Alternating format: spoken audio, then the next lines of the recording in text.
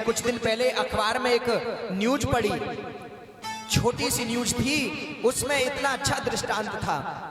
इसी दृष्टांत पर, इसी कथा पर कि एक व्यक्ति को फांसी की सजा हो रही थी। एक व्यक्ति को फांसी की सजा हो रही थी और जब फांसी की सजा होने वाली थी तो उससे पूछा गया, बता भैया तेरी अंतिम इच्छा क्या है, अंतिम इच्छा क्या है तेरी? तब उसने कहा, मेरी अंतिम इच्छा है कि मेरी मां को बुला दो मेरे पास, मेरी मां को बुला दो। बोले अच्छा, कितना भक्त पुत्र है कि मां को बुला रहा है अंतिम दर्शन के लिए। तो जेलर साहब ने आदेश दिया कि जाओ भैया इसकी मां को लेकर के आओ। और जेल में जहां फांसी होनी थी वहां मां को लाया गया। और जैसे ही मां पहुंची है उस बेटे के पास, बेटे ने खींच करके चांटा रख दिया मां में। सब देखने लगे, अरे पागल हो गया है, तूने मां को चांटा मार दिया।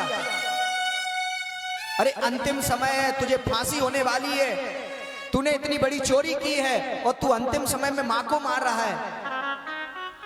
बोले हाँ, मैं इसलिए मार रहा हूं कि आज मेरी जो फांसी हो रही है इसका कारण ये मां है। बोले क्यों? बोले जब मैं पहली बार एक आलू चुरा करके लाया था और आलू चुरा करके लाया और मैं मां के पास गया, मां देखो मैंने ठेले से आलू चुरा लिया। तो मां ने क्या कहा? मां ने कहा, अरे ला ला ला जल्दी से ला। तो मां ने वो आलू लेकर के छुपा लिया। अगर यही चांटा मां मुझे उस दिन मार देती तो आज मैं फांसी पर ना होता।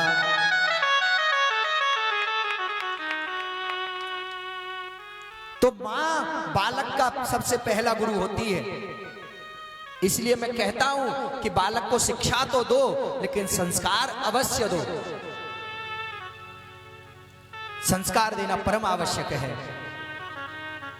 तो आज धुंधकारी जो है कुख्यात हो गया और जो गोकर्ण जी हैं वो विख्यात हो गए। आत्मदेव जी आज परेशान हो गए और परेशान होकर के आज आत्मदेव जी ने सोचा कि अब भैया जीना बेकार हो गया, ऐसा पुत्र हुआ है और अब मरने जा रहे हैं जंगल में फिर से। एक बार और गए थे, जब पुत्र नहीं था तब भी मरने गए थे जंगल में। क्यों? क्योंकि पुत्र नहीं है मेरे यहां। और आज फिर